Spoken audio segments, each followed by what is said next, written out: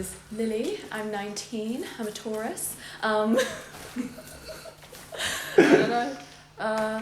I'm a student at Goldsmiths. I'm in my first year. I'm doing media and communications. If I do get a job in the industry, I'd love to be a part of a writer's table and just having a job where I can go in and like the whole process is attempting to make each other like laugh or be interested, and so that's something that if it were to happen I'd be very excited for.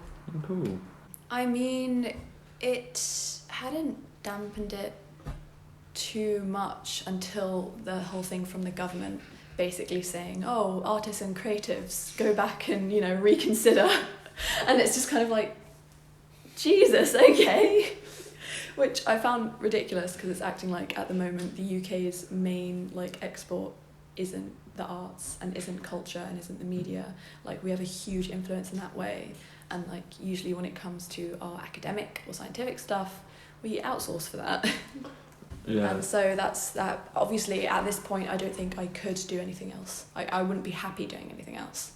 Like if I went into another subject, it wouldn't have the same fulfillment because, you know, I think environment wise and education wise I've been conditioned to want to do this.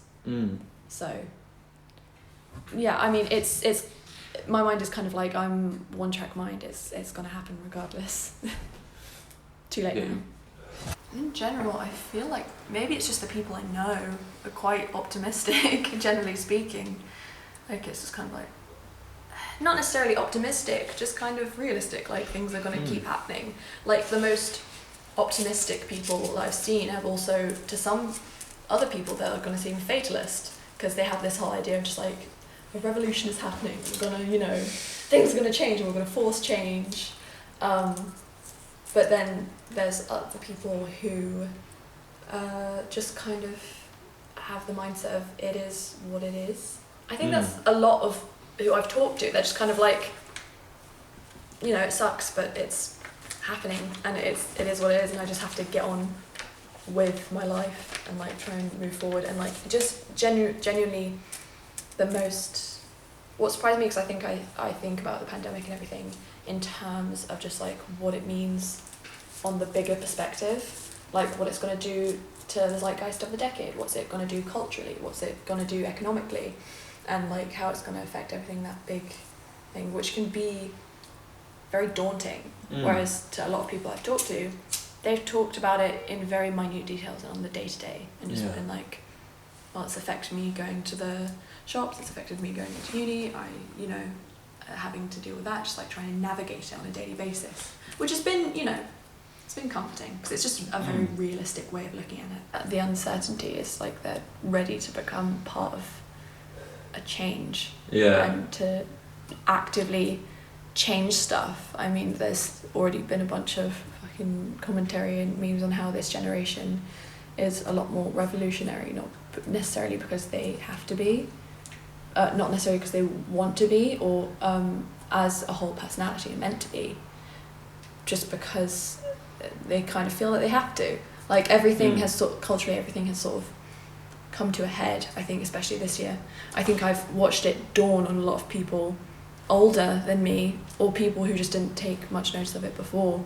Certain issues with the world, it really settled in. Like they knew it logically, that stuff was wrong with, you know, racism problems and climate crisis, and just with capitalism and beanism and everything.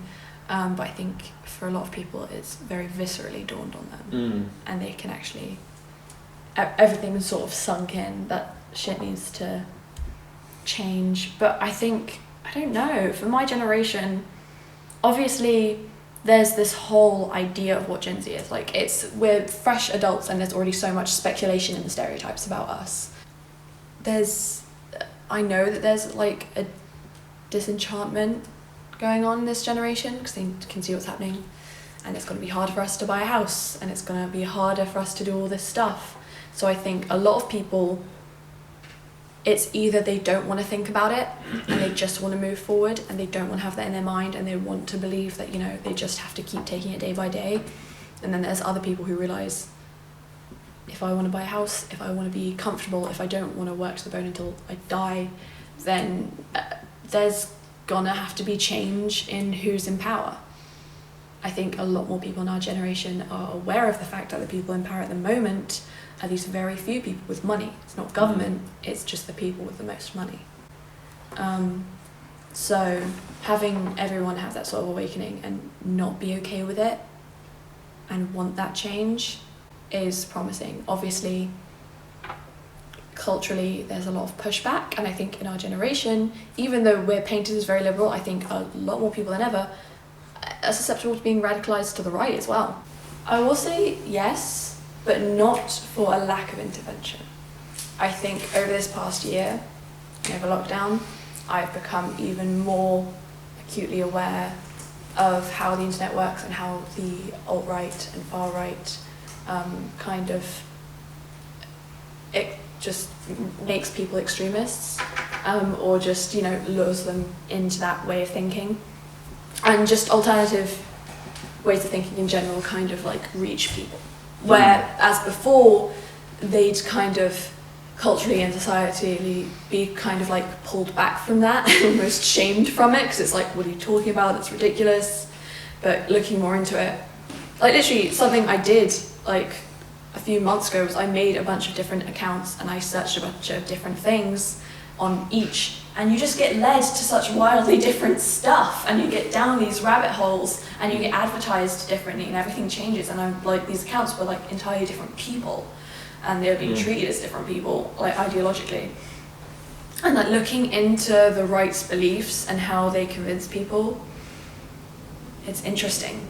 And they do it in a way where, because I've come to the terms with the fact that, because over a year ago I would have said that I'm open to discussion, I'll talk to anyone, and I'm willing to have any idea challenged. And that was me thinking that I was being fair and I was being progressive and I was listening to all sides. When in reality, not taking a stance on that stuff just means that nothing gets done, not having any fixed opinions and just being a contrarian and that sort of stuff. And I got introduced to extreme centrism and what that all means and how that's generally speaking ineffective, and it's people pleasing. Ideologically, if I were to think of a utopia, it would be an anarcho-communist one. I've come to sort of realise that all my ideals and all the ways that if I got asked ideally how would I want society run, they line up with that. And it was a weird thing to come to terms with like a year ago, when I thought that I was in the middle and I thought I was open to everything and I thought I was, a contrarian or whatever. And then to kind of realise, like, objectively, everything that I would think to be right sort of lines up with this view that's very seen as extreme to other people. But that's the thing, like, a lot of left stuff is seen as very extreme, but, like, to me, it just kind of seems like I just want people to live and everyone to fucking be able to live in a home and not have to, like, work 12 hours a day every day of their life to be able to feed themselves.